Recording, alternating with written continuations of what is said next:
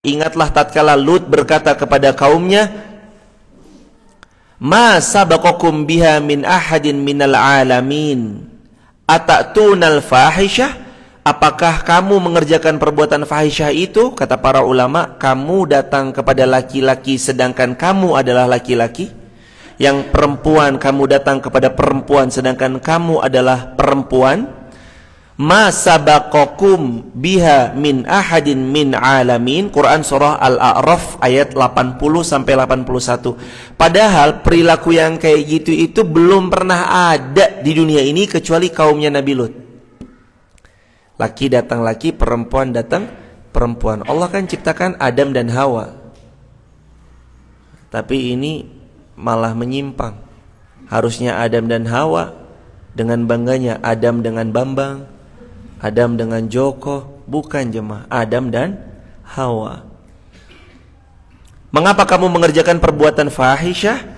Laki dengan laki, perempuan dengan perempuan yang belum pernah dikerjakan seorang pun di dunia ini sebelum kalian. Innakum lata'tunar rijal syahwatan min dunin nisa. Kalian mendatangi laki-laki sedangkan kalian laki-laki, dan kalian melepas nafsu kalian kepada mereka dan bukan malah kepada wanita. Bal antum qaumun musrifun. Sungguh kamu ini benar-benar kaum yang melampaui batas. Saya ajak jamaah untuk berpikir bahwa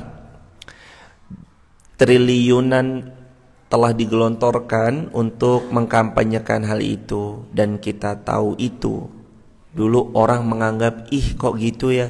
Sekarang udahlah biasa aja kali. Yang penting dia nggak macam-macam. Yang penting dia baik. Ternyata dalam Islam itu nggak cukup sekedar dengan statement yang penting dia baik. Bukan.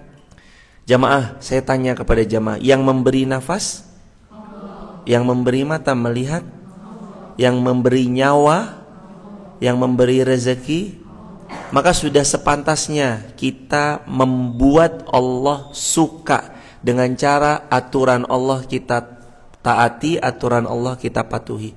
Kalau ada orang baik sama kita, kita lebih baik sama dia. Pantas kan? Karena dia udah baik sama kita. Harusnya Allah itu zat yang lebih pantas menerima kebaikan seorang hamba, karena Allah lebih baik. Karunia-karunianya itu selalu yang terbaik. Malah kenapa kita hidup beralasan, lah terserah saya, hidup-hidup saya, kenapa situ yang ngatur-ngatur? Justru Islam itu memberi aturan main supaya hidup kita penuh dengan arah. Allah maunya begini, dan apa yang Allah sudah atur itu pasti baik buat seorang hamba. Dzalikal kitabu la raiba fihi hudal lil muttaqin. Jamaah, dengan adanya laki dengan laki, penyakit bertambah. Bukan cukup dengan penyakit aja, penyimpangan itu semakin merajalela. Yang namanya lagi bete makin bertambah, makin tersponsori, makin terkampanyekan dengan banyak kampanye-kampanye. Lalu mereka semakin bangga, lalu mereka merasa sudah diterima, lalu dan nauzubillahnya, bahaya kalau yang ternyata lagi bete itu adalah anak kita. Bahaya gak? Bu, ya anakku lanang ganteng, saya mau nikah. Oh iya, ayo ibu lamarkan siapa? Ternyata begitu datang calonnya berkumis. Gimana coba? Loh, hadirin, kan dulu pernah saya ceritain ya. Saat ada orang bilang, "Pak, tolong dong itu ditindak, itu tuh judi sama mabuk di sana." Udahlah biarin, yang penting dia kan nggak macem-macem. Oh, ternyata makin gede nih. Malah buat gudang. Mabuk, berjudi, makin gede. "Pak, itu Pak, ayo Pak segera." Aduh, udah nggak berani deh, udah makin gede soalnya. Kayak gitu jemaah. Kalau mau digunting, ya cepet digunting sesegera mungkin. Jangan sampai dibiarkan udah tumbuh kuat, kokoh, akarnya menghujam ke dalam tanah, baru dicabut. Ya susah jemaah. Kayak balon. Jemaah kalau naik balon di Kapadokia, waduh. Jangan Kapadokia lah. Di Kayangan Skyland, Telaga Menjer, di Bukit Seroja itu naik sedikit ada Skyland. Jamaah kalau naik balon misalkan ya, balon yang ada apinya vuz gitu. Kalau jamaah naik balonnya baru ngangkat 20 cm, lompat dari balon itu berani nggak? 20 cm berani? Baru 20 cm. 40 cm berani? Masih berani. Semeter berani? 1 meter. 1 meter kan segini doang paling. Masih berani? Masih. Insya Allah semeter masih berani. Tapi kalau didiamkan, dia terus terbang tinggi sampai mencapai ketinggian 1000 di atas 1000 kaki di atas permukaan laut, berani lompat? Nggak berani. Makanya jemaah, mumpung balonnya itu terbangnya belum tinggi, ya segera jemaah kasih tahu. Ada penyimpangan dikit, kok begini ya? Segera kasih tahu. Jangan sampai nunggu lama banget terus baru. Akhirnya penyesalan selalu ada di belakang. Perhatian kita itu mulai dari diri, mulai dari anak. Kata Allah dalam Al-Quran, ku anfusakum wa ahlikum nara. Jadi Al-Quran surah Al-A'raf ayat 81 itu ada gambaran. Allah berfirman, innakum lata'tunar rijal. Lah, kamu kenapa sih kok datengin laki-laki? Kan gitu kata Allah. Lata'tunar rijal. Loh, kok kamu laki tapi datangnya ke laki? Syahwatan, melampiaskan syahwatnya, min dunin nisa. Harusnya kamu kan ke perempuan. Dan sebaliknya, itu nggak ada dalam Islam. Dan dalam Islam jamaah, yang demikian itu termasuk perbuatan menyimpang. Dan ciri-ciri semakin dekatnya hari kiamat itu adalah kalian itu mengikuti perilaku umat terdahulu. Salah satunya kaumnya Nabi Lut. Dan istrinya Nabi Lut itu kena. Jadi kaumnya Nabi Lut itu dibalikkan jamaah. Lagi tenang-tenang gitu, mereka lagi pokoknya mengadakan satu perhelatan gitu, pesta, lalu mereka dibalikkan dan mereka terkubur hidup-hidup. Di satu wilayah itu jamaah nanti dicek aja di jejak digital YouTube, salah satunya bisa dicek jejak kaum SODOM, klik nanti keluar tuh. Ada yang dia dalam bentuk bagaimana pose-posenya, posisi-posisinya, na'udzubillah summa na'udzubillah. Cara Allah memberi azab kadang tidak pernah bisa diduga. Bisa tiba-tiba dibalik, bisa tiba-tiba seseorang yang bahkan sekalipun cuma nunjukin istrinya Nabi Lut. Nah ini juga nih, istrinya Nabi Lut itu normal, tapi kena azab. Pertanyaannya, why? Karena istrinya Nabi Lut menunjukkan itu. Waktu malaikat datang menyamar sebagai laki-laki yang tampan, yang pokoknya good looking banget lah. Kan malaikat menyamar ya, menguji mereka. Begitu malaikat nyamar jadi laki-laki dalam satu riwayah, lalu semua laki-lakinya itu datang karena mendengar kabar itu. Siapa yang nyebarin kabarnya? Istrinya Nabi Lut. Tahu nggak? Tuh dapet tamu tuh laki-laki ganteng. Akhirnya laki-laki berbondong-bondong penasaran pengen tahu siapa. Padahal tamunya Nabi Lut adalah malaikat yang menyamar menjadi manusia. Malaikat kan dengan seizin Allah bisa nyamar jadi apa aja.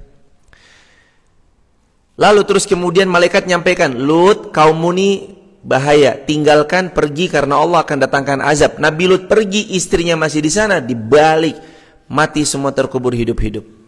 Dan hadirin, bahaya juga loh, menunjukkan tuh bahaya. Kalau hari ini ngasih exposure itu bahaya. Jangan jemaah, jangan kasih exposure, jangan kasih panggung. Karena itu bahaya banget kan? Bahaya banget. Pelan-pelan akhirnya mulai bisa menerima. Oh iya ya, oh iya ya, oh iya ya, oh iya ya. Akhirnya pelan-pelan seseorang mulai terbiasa dengan hal itu, sehingga akhirnya tidak ada lagi kepekaan bahwa itu maksiat yang paling besar. Dan bahayanya kalau maksiat di satu wilayah, satu negeri sudah tersebar, merebak, punya potensi jemaah, Allah bisa mengazab satu wilayah tanpa terkecuali. Satu wilayah tuh. Dulu jamaah kayaknya pernah dengar ya, di Google juga ada kisah legendaris dari tanah Banjarnegara. Ini kan Wonosobo, ya kan? Banjarnegara. Iya. Dukuh Dukuh Legetang. Itu terjadi kalau tidak keliru sekitar 1950-an. Kayaknya jamaah belum lahir ya jamaah. Jamaah kan kelahiran 2000-an kan? Oh enggak, 90-an ya. Masya Allah, angkatan 90-an. Jadi saya waktu itu ngisi di Banjar. Saya menginap di rumah warga. Lalu ada ibu yang sudah sepuh, beliau cerita. Jadi habis kajian, beliau menyiapkan makan. Rumahnya tuh asri banget, enak buat ngobrol tuh enak. Awalannya biasalah ngobrol tentang ya monggo diunjuk, monggo. Terus akhirnya kebuka. Karena kita pengen tahu juga. Beliau cerita, Bu, bener gak sih kejadian yang namanya Legetang itu betul kisahnya yang kami baca di Wikipedia atau Google yang terjadi di situ? Oh, bener Ustadz. Dulu tahun 1950-an saya umurnya sekitar 8 tahun. Jadi beliau tuh kelahiran 40-an gitu. Pas kejadian itu beliau umur 8 atau 10 tahun gitu. Malam itu Ustadz mencekam banget kejadiannya. Waktu saya kecil, beliau cerita masa kecil beliau udah cukup lumayan tua. Malam itu betul-betul mencekam banget. Hujan deras gak henti-henti, ditambah geluduk, geledek, petir yang sangat amat gitu. Mencekam banget malam itu. Di malam yang mencekam itu kok tiba-tiba ada suara keras yang membuat semua penduduk tuh takut tapi plus penasaran. Itu suara dari mana? Blar gitu kata cerita beliau. Lalu keesokan harinya karena penasaran, orang-orang pada keluar dan kaget ternyata ada satu desa yang desa itu tertimbun tanah semuanya. Yang mana pada saat itu orang-orang mengetahui bahwa desa itu tempatnya molimo. Molimo itu dalam bahasa Jawa ya tempatnya mendem, mabuk-mabukan, madon tuh zina, terus madat apa madat? Ya pokoknya gitu, molimo. Ya mabuk, madon, madat apa pokoknya maksiat semua ada di sana. Dan ternyata tuh dari balik sebelahnya ya itu kayak dipotong sama Allah. Ini terus terlempar begitu. Hadirin, kalau kita berpikir harusnya afala ta'qilun. Apakah kita nggak mau pakai akal kita untuk mengambil pelajaran? Pelajaran yang ada di sekeliling kita tuh sebenarnya harus membuat kita peka jemaah. Cara Allah tuh macam-macam untuk membinasakan seseorang yang berbuat maksiat.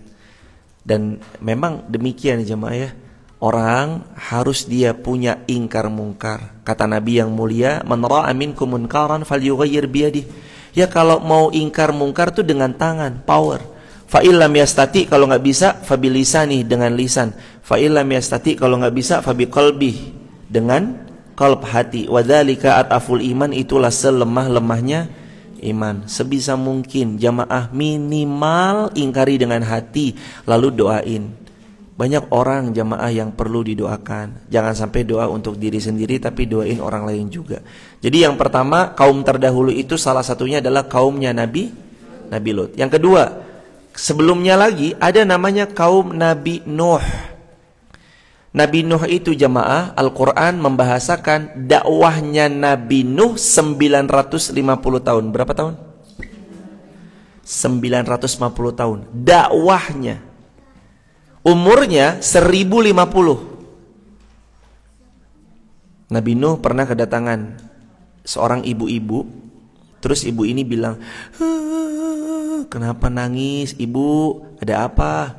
"Anak saya meninggal, usianya masih kecil." Nabi Nuh nanya, "Berapa tahun umurnya?" 300 tahun. Waktu itu 300 tahun masih anak-anak jemaah. Zaman itu tuh 300 tahun tuh kasihan ya, mati muda, umurnya berapa? 300 tahun. Nabi Nuh terus bilang, karena Nabi dapat wahyu dari Allah, "Ibu, kelak ada umat di akhir zaman, umur terpanjangnya 60 tahun. Umur yang paling panjangnya 60 tahun. Kaget ibu ini. "Loh, umat akhir zaman umurnya cuma 60, Nabi Nuh." "Iya ibu." "Apakah mereka akan fokus mengejar akhirat?" "Tidak, mereka terlena dengan dunia." "Apakah lisan mereka akan basah berzikir kepada Allah?" "Tidak, lisan mereka sibuk caci maki." "Apakah hidup mereka nanti akan menepi ke gunung-gunung, lalu mereka habis untuk ibadah kepada Allah. Tidak, justru mereka sibuk berhamburan mengejar dunia, waktunya habis untuk hal itu. Terus ibu ini bilang, wahai Nuh, demi Allah, kalau saya menjadi kaum itu yang umurnya cuma 60 tahun, saya akan pergi naik ke atas gunung, saya akan menghindari fitnah-fitnah dunia, dan hidup saya hanya akan fokus untuk bersujud kepada Allah. Jamaah, umurnya umatnya Nabi Nuh tuh 1000-an tahun. Kalau kita umurnya paling banter 60. Kalau lebih itu bonus. Kata Rasulullah kan gitu, a'maru ummati ma baina sittina wa sab'in. Umur umatku, kata Rasulullah, antara 60 dan 70. Kalau dapat 60 lebih itu bonus. Habis waktu kita. Coba yang sering dengar kalimat, ya kan harus balance dunia dan akhirat kan harus seimbang. Pertanyaan saya, dunia kerja berapa jam? 8 jam. Ngaji berapa jam? 1 jam. Balance gak? Kalaupun kita bilang ya harus balance lah dunia sama akhirat, kalau balance berarti kerja 8 jam, ngaji juga 8 jam. Kuat ngaji 8 jam? Aduh, 1 jam aja udah. Saya live streaming aja lah dari rumah. Saya tak live streaming. Jamaah yang dirahmati Allah, pun kalau kita mau balance ternyata enggak ya. Agak-agak ya, sekali lagi kan ini nggak semua, tapi agak-agak mah kita masih condong terhadap dunia. Makanya ada penyakit juga, ya ini penyakitnya kayaknya udah terjangkit sama yang berbicara, dan mungkin sebagian kita juga terjangkit. Penyakitnya namanya hubbud dunia. Penyakit apa? Hubbud dunia itu artinya penyakit cinta dunia. Wa karahiyatil maut, dan takut mati. Kalau dibilang mati, jangan sekarang apa matinya. Saya nanya sama hadirin semua, hadirin mau masuk surga? Kalau berangkatnya sekarang? Jangan. Masih banyak tanggungan, aduh jangan dulu dah. Nggak apa-apa jamaah. Tahu nggak? Saat kita bilang, aduh jangan sekarang deh, sebenarnya itu sinyal dari Allah untuk siap-siap. Ya udah, kalau kamu tahu jangan sekarang kan berarti kamu belum siap. Ya siap-siap, gitu loh. Itu sebenarnya sinyal dari Allah. Jamaah mau masuk surga, tapi nggak mau mati, kan lucu. Sedangkan syarat masuk surga harus mati dulu kan. Nah, kembali nih, kalau tadi itunya kaum Lut, maksudnya kaumnya Nabi Lut. Kalau sekarang kaumnya Nabi Nuh. Kaum Nabi Nuh itu jemaah umurnya panjang-panjang. Nabi Nuh itu dakwah 950. Dan ini hiburan untuk para pengurus yang sering bilang, sepi banget ya. Gak boleh bilang sepi. Kenapa? Nabi Nuh 950 tahun dakwah, pengikutnya yang paling sedikit 9 orang. Coba bayangin, ini kita ambil yang paling sedikit 9 orang. Kalau 950 tahun dakwah, ngaji, ceramah, jamaah ngajak, jadi pengurus majelis taklim, 950 tahun yang ngikut cuma 9 orang, berarti 100 tahun cuma dapat berapa orang? 1 orang. Para pengurus majelis taklim jangan pernah bilang, sepi ya, yang teko yang datang cuma 10, cuma 20. Halo jamaah, kita kan nggak sampai 950 tahun. Itu 10 orang datang, baru berapa sih umurnya majelis taklim? Baru 5 tahun, tapi yang datang 10 udah ngerasa berkecil hati. Jangan. Nabi Nuh itu loh jemaah, ditiru jemaah. Quran surah Nuh. Quran surah Nuh. Beliau dakwahnya nggak main-main. Itu juga konsep dakwah untuk kita-kita yang mau berdakwah ya jemaah. Al-Quran surah 71 Nuh. Quran surah 71 Nuh.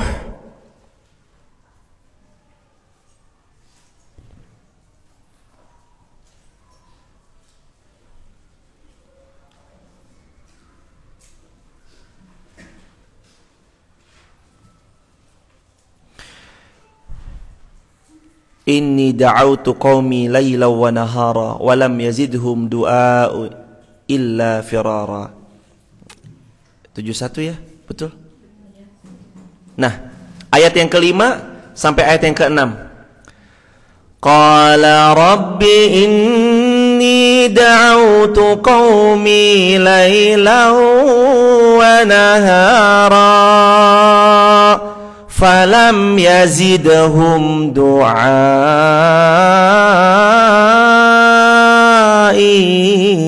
illa firara. Dia Nuh berkata, ya Allah, sesungguhnya aku telah berdakwah siang dan malam. Boleh nggak kita berhenti menyampaikan kebaikan? Ternyata kalau rumusnya Nabi Nuh, pagi, siang, sore, malam, sampaikan kebaikan. Terus apa respon kaumnya? Falam yazidhum du'ai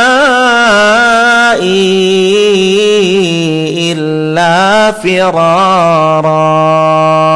Tapi dakwahku itu tidak menambah iman mereka, justru membuat mereka semakin ingkar. Coba bayangin jemaah, 950 tahun dakwah, pagi, siang, sore, malam, ngajak orang mentauhidkan Allah. Bukannya bertambah imannya, malah kufur. Nuh ayat 5 dan ayat 6. Kayak apa jemaah? Coba kalau Nabi Nuh mutung, waduh. Coba Nabi Muhammad SAW kalau beliau berputus asa, mungkin nggak sampai Islam ke tanah Wonosobo tercinta. Tapi kan dakwah butuh nggak kenal putus asa, nggak kenal mutungan, nggak kenal baperan. Jangan lihat sedikitnya orang. Pengurus harus semangat. Kalau yang datang sedikit nggak semangat, sedikit banget. Begitu banyak, ayo semangat. Jangan, sama aja. Mau yang datang 1, mau yang datang 10, mau yang datang 1000, sama totalitasnya, sama melayaninya. Ada orang jamaah datang, jangan duduk, kalau bisa sambut aja. Ibu, ya silakan, monggo ibu, sehat lancar berkah ibu ya. Disapa aja jamaah. Berterima kasih sama orang yang datang. Makasih ibu sudah meluangkan waktunya ya bu, barokah terus, sehat terus. Begitu terus jemaah. Orang tuh datang butuh disambut. Beliau itu kan datang udah ngalahin banyak hal ya, ngalahin acaranya, ngalahin gengsinya, ya nggak? Beliau sebenarnya bisa aja untuk live streaming dari rumah, tapi beliau ngalahin itu semua. Beliau datang di sini, ternyata yang nyambut jutek. Mbak, ngaji itu di sini ya? Iya tuh, situ aja duduk tuh. Jangan dijutekin jemaah. Senyumin aja. Sekalipun datang belum berhijab, sambut, nggak apa-apa. Terus gimana Ustadz? Ya nggak apa-apa, silakan aja. Nanti kan pelan-pelan. Mungkin nanti pakai hijab jambul khatulistiwa. Hijaban tapi jambulnya kelihatan. Namanya orang berproses. Ingat ya jamaah, 20 tahun lalu tuh kita kayak apa? 10 tahun lalu tuh kita kayak apa? Kalau kita hari ini ya jangan kalau kita hari ini udah baik ya jangan memicingkan mata sama yang masih berproses. Karena kan dulunya kita juga begitu, 10 tahun lalu, 20 tahun lalu. Ya enggak? Mungkin ada di antara kita yang 10-20 tahun lalu masih penuh dengan kejahiliahan, tapi sekarang Allah kasih kemudahan. Nanti datang, sambut. Jangan memicingkan mata. Baru pertama kesini ya, salim dulu sama senior. Apa? Gak jelas. Intinya baiklah, ramahlah, sambutlah. Orang tuh senang loh jamaah kalau disambut. Apalagi first impression dalam ilmu komunikasi. Itu tuh orang biasanya megang kita, dalam arti orang tuh menilai kita dengan first impression ketemu kita. Ketemu pertama kesannya apa nih? Kesannya udah jutek. Aduh, besok-besok udah sulit tuh. Waktu itu ada cerita. Saya nggak tahu sumber kebenaran cerita ini, tapi kalau kita ngambil hikmahnya bagus. Jadi ceritanya gini. Ada orang sholat baru hijrah. Orang tuh namanya baru hijrah kan semangat banget aja. Wah, pokoknya kalau baru hijrah semua majelis ilmu datang semuanya. Dia datang nih. Ada majelis ilmu, dia datang. Maghrib kan mulainya. Terus dia datang pakai celana jeans robek-robek gitu jemaah. Dia datang sholat di soft 1. Handphonenya ketika sholat tuh lupa di silent jamaah. Dia sholat dengan bangganya, celana bolong-bolong. Wah ya udahlah, sholat. Namanya juga orang masih berproses, belum punya ilmunya. Terus dia sholat. Rokaat pertama handphonenya aman, rokaat kedua aman, rokaat ketiga nih handphonenya bunyi. Lagunya lagu metal-metal gitu. Jadi rakaat ketiga yang wah semua tuh kayak wah terganggu banget. Dia kan belum punya ilmunya. Kalau kita udah punya ilmunya kan pegang, matiin, ya sholat lagi. Karena belum punya ilmunya, didiemin sama beliau, nggak punya ilmunya. Lepas salam, assalamualaikum warahmatullah, assalamualaikum warahmatullah. Beliau jawab, waalaikumsalam Pak Imam. Ya orang saking gitu ya, minim ilmu ya. Terus orang pada ini apa sih? Akhirnya dipanggil dia. Dia ngerasa kayak diplototin gitu nggak enak. Dia belakang gitu. Terus orang manggil, mas keluar. Udah besok-besok nggak usah sholat di sini. Dia digituin kan kaget jemaah. Besok-besok nggak usah sholat di sini. Itu dia tuh udah belasan tahun nggak sholat.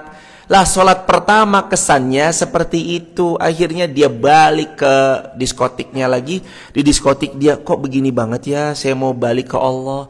Nggak sengaja terus kemudian gelasnya tersenggol, gelasnya tumpah, jatuh, kerumpiang, minumannya berserakan. Sama petugas diskotiknya, tenang aja mas, nggak apa-apa, nanti kami ganti yang baru ya, tinggal duduk aja, ini biar kami yang membereskan, kami yang merapikan. Untuk minumannya free, nggak usah bayar, kami ganti dengan yang baru. Dia langsung mikir, ini saya di tempat kayak gini aja diperlakukan seperti ini. Kok di tempat yang tadinya banyak yang dikenal orang kembali ke Allah kok malah kayak gitu ya. Akhirnya dia malas balik ke masjid, dia habiskan waktunya di diskotik. Kan bahaya jemaah. Ini kisah diambil hikmahnya, bahaya loh kalau kita itu nggak nyambut baik orang yang mau pulang ke Allah. Bahaya. Makanya masjid harus ayo dipakai untuk yang baik-baik. Pengurusnya tuh ajarin senyum.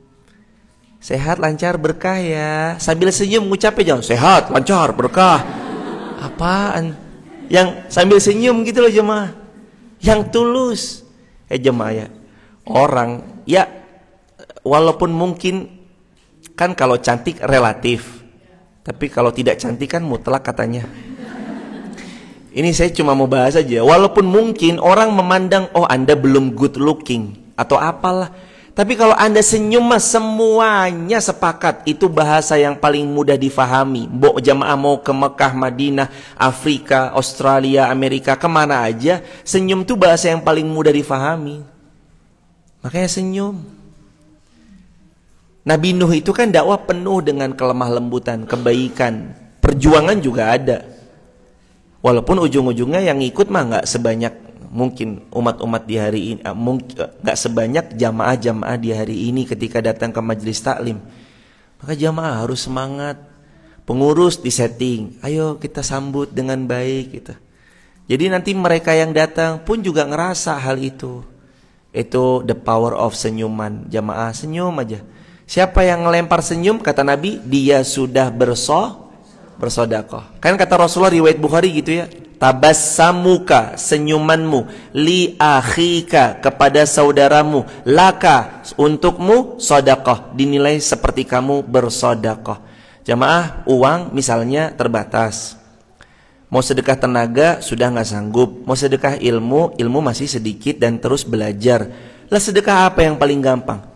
Senyum. Tapi kalau kotak infak ya benar kotak infak. Karena kalau kotak sedekah lewat depan kita disenyumin doang. Loh kok disenyumin doang? Lah kan kotak sedekah. Saya udah sedekah. Qala rabbi inni da'utu qaumi laylan wa nahara falam yazidhum du'ai illa firara.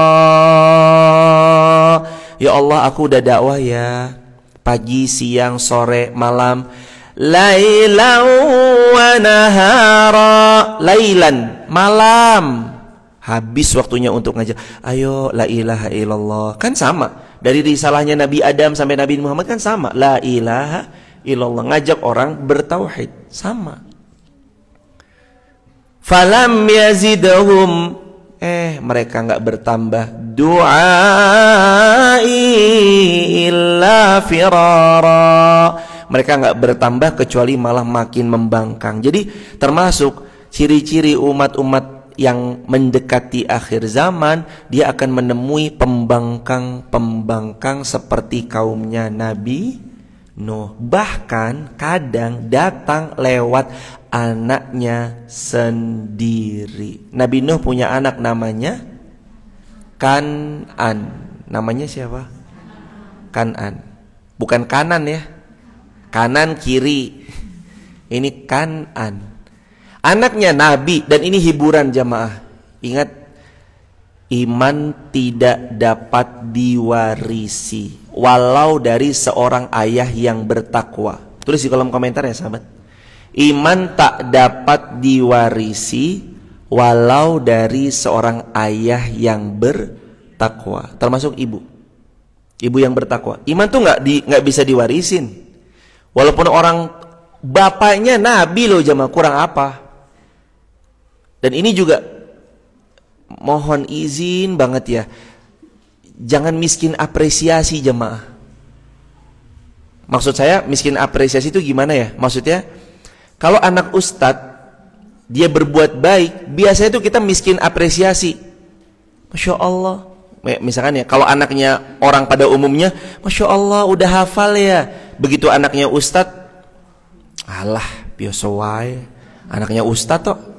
Nggak heran loh, netizen kadang begitu. Nanti begitu salah, oh anaknya ustadz gini itu jangan begitu jemaah, kasihan loh jemaah.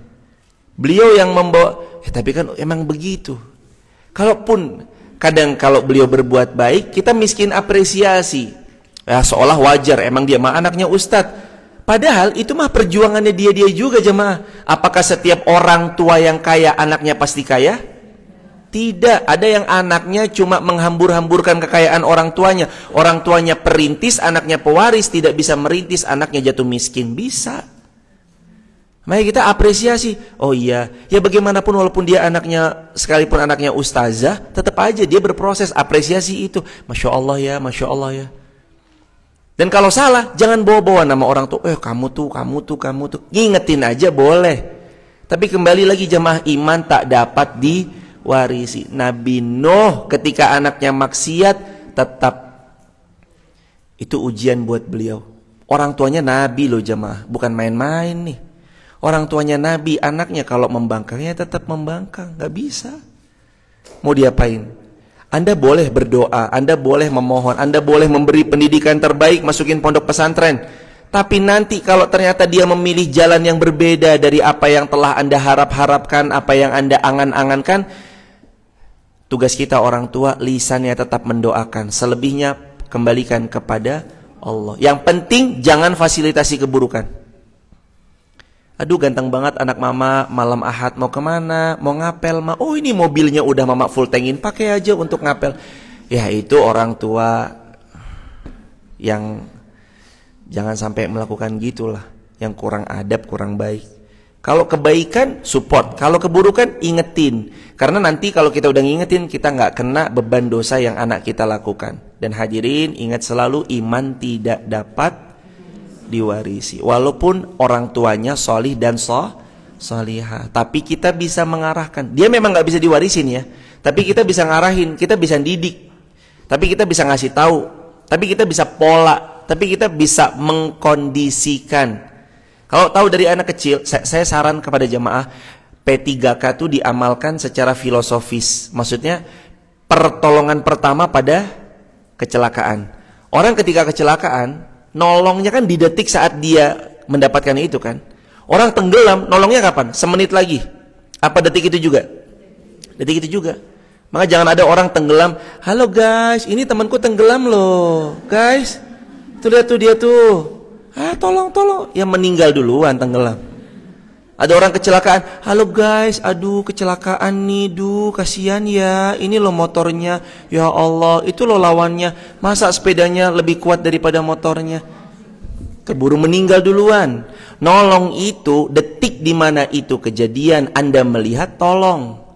Filosofisnya, anak kita kalau di detik itu kita ngelihat minum pakai tangan kiri, tolongnya detik itu juga. Jangan dibiarin sampai 5 tahun nanti kebiasaan minum makan pakai tangan kiri. Makanya P3K nolong itu harus pertolongan pertama pada saat kecelakaan. Kalau anak kita berbuat keliru, ya tolongnya detik itu juga.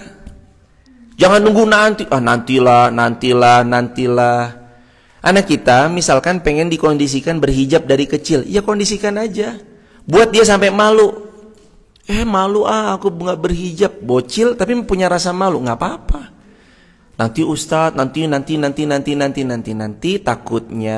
takutnya jamaah kita qadarullah malah membiasakan mereka dengan tidak yang kayak gitu. Maksudnya mereka nanti terbiasa dengan seperti itu, kita yang repot. Termasuk bangun. Kita kan sering kasihan ya, kasihan masih kecil. Lama-lama dia dewasa dan dia bangunnya selalu siang. Makanya bangunin. Kadang ibu-ibu juga nggak mau repot ya. Ya kalau udah bangun mah repot gitu. Mending repot pagi jemaah. Mending repot sekarang. Capek nggak apa-apa. Yang penting nanti kita ajarkan mereka tentang kebaikan. Emang tugasnya orang tua baru di ranah itu kan menasehati, mendidik, memberi pendidikan terbaik, tempat terbaik, support yang baik-baik. Dan satu lagi jangan lupa, izinkan anak kita bergabung di circle yang baik. Gabung di mana? Circle yang baik. Berarti orang tuanya nyariin circle atau ujar apa sih? Jarno biarin aja. Ya cari jorke wae. Sak karepmu, sak bahagiamu lele. Yang penting senang ya. Kalau bisa buat anak kita tuh senangnya di majelis ilmu. Mama aku mau jalan-jalan. Jalan-jalannya ke majelis ilmu. Dari satu majelis ilmu ke majelis ilmu lain. Ini anak gak pernah diajak jalan-jalan ke tempat-tempat have fun. Sekalipun have fun, kayak kita nanti, ayo mama ajak kemana? Ke Telaga Menjer gitu. Tapi dalam rangka kesalihan, bisa nggak dibuatin event walaupun tetap di Telaga Menjer, suasananya suasana yang keren banget dengan pemandangan yang oke. Tapi itu tuh kegiatan-kegiatan ketakwaan gitu. Ntar ada tahajudnya, nanti ada kajiannya, ada sharing time-nya, ada barbekyuannya juga. Kalau bisa adain jamaah fase-fase kayak gitu. Jadi anak-anak kita taunya, oh healing itu tahajud. Oh healing itu ngaji. Oh healing itu kajian. Oh healing itu kumpul sama orang solih, barbekyuannya sama orang solih. Jamaah, kan kita jamaah kalau punya suami hobi futsal, nanti kontak Mas Rizky. Jadi Masjid Muhammad Al-Fatih itu kan udah setahunan ini rutin futsal setiap 2 pekan sekali. Sabtu besok futsal, jam 8 sampai jam 10, 2 jam di Pro Futsal Andong Sili. Jamaah, banyak ya yang bilang jamaah, kok saya ngikut klub futsal namanya Ihris FC Masjid Muhammad Al-Fatih, kok nggak ada, mohon maaf, pisuhan-pisuhan ya. Biasanya kalau futsal tuh selalu nyebut kaki 4. Walah sapi, walah kucing gitu. Kadang cerita aja mah hakon. Ayo cerita sama saya gitu. Saya kalau main bola sama tim A, tim B, tim saya kok seringnya tuh ada kaki 4-nya. Kok sama ini enggak ya? Ya tadi circle-nya masjid. Astagfirullahalazim. Ya Allah. Gol. Ya Rab kan kayak gitu ya. Ya pasti begitulah. Anak masjid masa ngomongnya yang enggak sopan ya, enggak mungkin. Circle penting, makanya taruh anak kita di circle yang baik. Circle-nya circle yang sholih, begitu.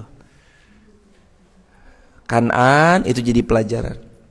Kalaupun jamaah mungkin anaknya ada yang super, ya jangan kecewa, terus-teruslah mendoakan. Doanya yang jamaah udah hafal, Rabbi habli minas, itu doa Quran surah As-Saffat ayat 100. Wah keren banget, Rabbi habli minas salihin. Terus umat terdahulu siapa lagi? Kaum Nabi Lut udah, kaumnya Nabi Nuh sudah.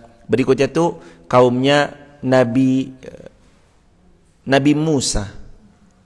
Musa punya kaumnya tuh ya sama ya 11-12 sama Nabi Nuh, kaumnya kaum yang membangkang tapi juga ada yang taat. Kaumnya Nabi Isa juga iya. Terus Yahud wan Nasara, mereka hari-hari ini bakalan mengubah mindset kita lewat apa? 4F. Masih ingat? Fun, food, fashion, film. Fun, kesenangan. Mereka tuh bakal merubah pola mindset kita dengan kesenangan. Food, pola makan.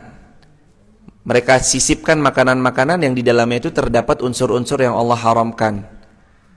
Yang berikutnya, film. Film itu mereka menyisipkan bahwa kan sekarang orang macam-macam ya jemaah. Menyisipkan nilai itu kan lewat macam-macam ya. Salah satunya lewat film. Mereka membuat gimana caranya seorang wanita itu dibuat tergila-gila dengan film-film yang ada unsur-unsur dramatiknya, sehingga ketika mereka ngelihat suaminya, kamu nggak sekeren laki-laki yang ada di film Korea itu, kamu nggak seromantis itu misalkan. Akhirnya brainstorming yang agak-agak kayak gitu. Dan itu kan kadangkala gampang banget diingat. Atau film-film yang menghadirkan superhero non-real.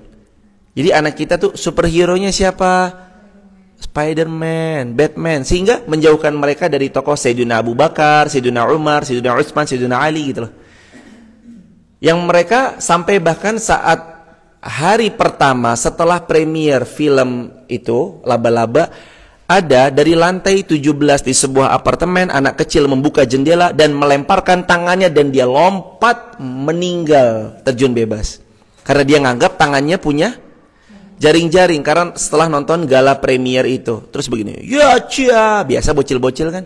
Buka jendela dari lantai 17 apartemen di negeri itu, tempat asal muasalnya pembuatan film itu, set, lompat dia jemaah. Ternyata tangannya nggak ngeluarin jaring, terjun bebas, meninggal dari lantai 17. Terus anak kita dibuat lebih kenal sama tokoh-tokoh itu dibanding tokoh-tokoh real, Khalid bin Walid, Salman Al-Farisi, Bilal bin Rabah, Sayyidina Abdurrahman bin Auf. Coba hadirin, begitu ditanya, jamaah tahu nggak nama anaknya Rasulullah? Kadang bagi sebagian pihak tuh nggak tahu, kan sering nggak kayak ngelihat di TikTok tuh kan ada ya, coba ceritain dong siapa nama anak Nabi. Nama anak Nabi siapa? Kan banyak ya, social eksperimen gitu kan, namanya kayak social eksperimen, nanya sama orang lain, orang umum, anak Nabi. Tapi kenal nggak nama anaknya ini? Oh kenal. Nama anaknya itu kenal banget. Nama anaknya public figure kadang kita kenal, tapi nama anaknya Rasulullah SAW belum kita kenal. Nah, kadang itu juga masuk bagaimana caranya untuk membuat umat ini jauh dari tokoh real idolanya, tokoh real public figurnya.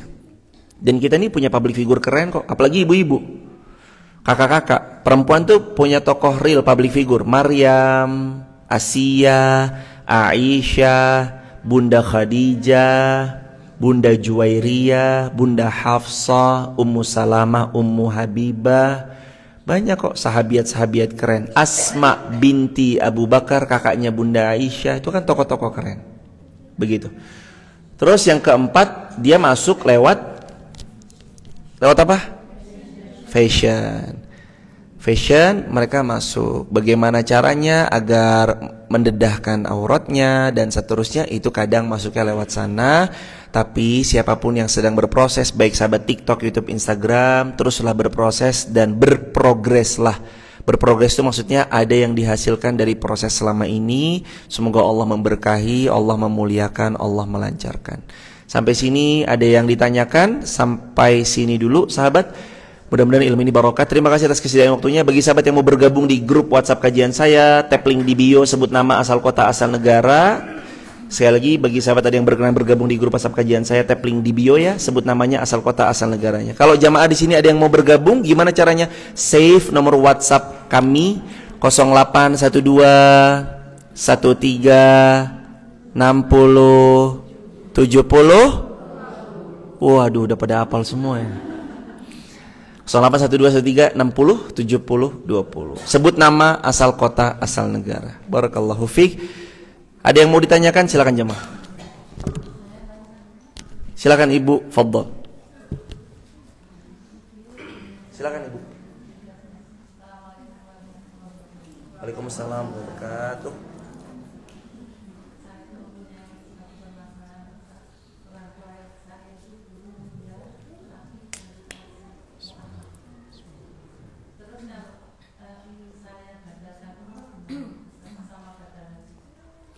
Orang tua ibu meninggal dalam keadaan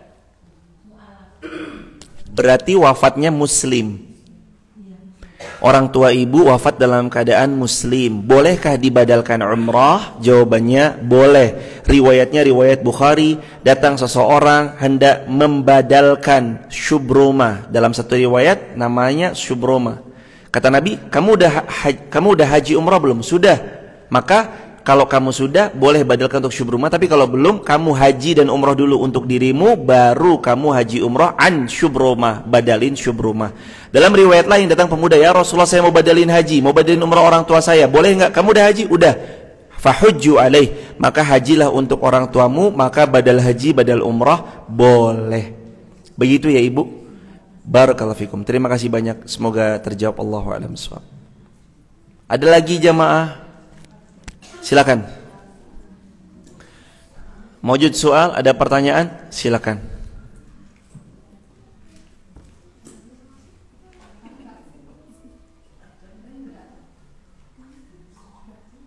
Nggak ada? Oh, udah paham semua sini mah. Luar biasa nih.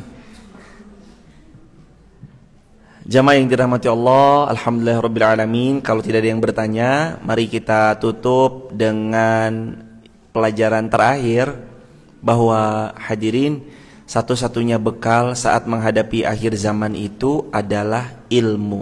Bekalnya apa? Ilmu. Kita bersikap dengan ilmu, kita dituntun dengan ilmu, maka bekal terbaik yang kita bisa punya, lebih-lebih akhir zaman, perbanyak hadir di majelis ilmu. Apalagi kalau jamaah dekat, ya Allah. Kalau jamaah dekat, masih di Wonosobo, datang ya jamaah. Kita hari ini datang tamu, beliau Bunda Luki beserta Ayah Tom John dari Bogor. Dari Bogor datang jauh-jauh ke sini untuk menuntut ilmu. Maka yang di Wonosobo harus lebih semangat untuk menuntut ilmu. Semangat jamaah. Kalau yang datang jauh aja sampai berkenan datang, maka yang dekat harus lebih semangat. Bahasa Arabnya semangat, kata Rasul apa? Ihris. Ya. Semangat gimana? Ihris. Ihris, semangat. Itu kata Nabi, ihris ala ma yanfa'uk. Semangat kejar yang bermanfaat. Manfaat, sikat, sapu bersih. Doakan selalu, semoga kami selalu diberi kesehatan, keberkahan, kemudahan. Doa yang sama juga kami doakan untuk sahabat online maupun offline di masjid ini. Semoga jamaah semua sakinah mawaddah warahmah, putra-putrinya makin salih-salihah, segala hajatnya Allah ijabah, imannya istiqomah, wafatnya husnul khatimah. Sekali lagi bagi sahabat, kalau ada yang mau bergabung di grup WhatsApp kajian saya, tap link di bio, sebut nama, asal kota, asal negara. Kita akhiri dengan hamdalah. Alhamdulillahi rabbil alamin. Subhanakallahumma wa bihamdika, asyhadu an la ilaha illa anta, astaghfiruka wa atubu ilaik. Insyaallah bulan November tahun ini kita akan sama-sama pikniknya ke Mekah Madinah. Jamaah yang mau bareng bersama kami dan pemuda-pemudi Masjid Maf, insyaallah bulan November, jamaah November tahun 2023 ini, jamaah mulai dari sekarang perbanyak doa dan minta anggaran sama Allah. Minta anggarannya sama siapa? Tapi di sebelah suami ya jamaah. Minta anggaran enggak, maksudnya sama Allah aja, jangan ke suami gitu. Tapi kadang suami dengar nggak apa-apa. Ya Allah, mau berangkat nih gitu. Nanti insya Allah sama jamaah yang dari Elena, sama anak-anak pemuda-pemudi Maf, bulan November 2023, insya Allah semoga kita bisa bersama-sama. Barakallahu fikum. Salam keluarga. Subhanakallahumma bihamdika, asyhadu an la ilaha illa anta, nastaghfiruka wa natubu ilaik. Assalamualaikum warahmatullahi wabarakatuh. Bagi sahabat yang mau bergabung di grup WhatsApp kajian saya, tap link di bio ya, sebut nama, asal kota, asal negara. Barakallahu fiik.